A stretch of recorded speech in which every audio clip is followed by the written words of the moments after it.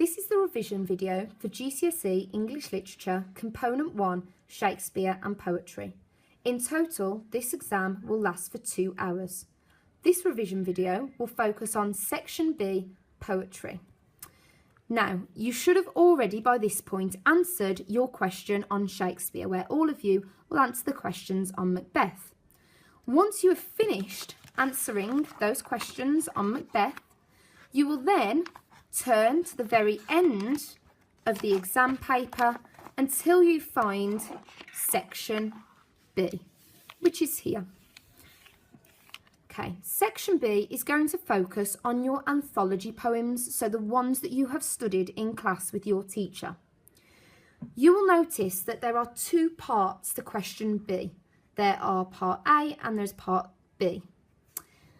The first part will say something like, read the poem below, and you'll notice that you were actually given a poem here.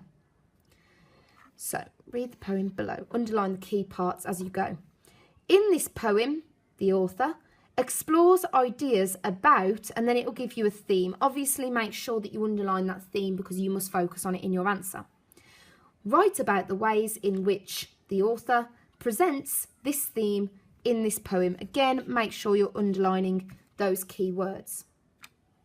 Obviously, once you've read the question, and make sure you read it first, you can actually read the poem, you can go through it, and you can underline relevant quotations that are linked to the theme that you are being asked about. Now, you will notice that you have 15 marks available for this question. You are asked to spend 20 minutes on it. Please don't spend any longer on it because you then obviously need to move on to the next section.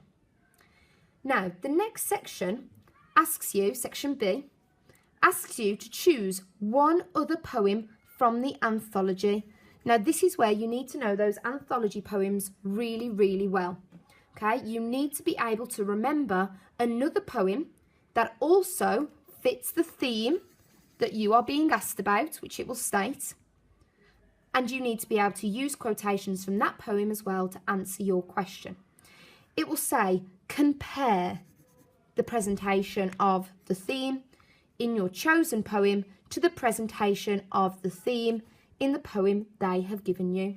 So part B is a little bit harder. It's a comparison. You are comparing the poem that they give you with a poem of your choice from the anthology.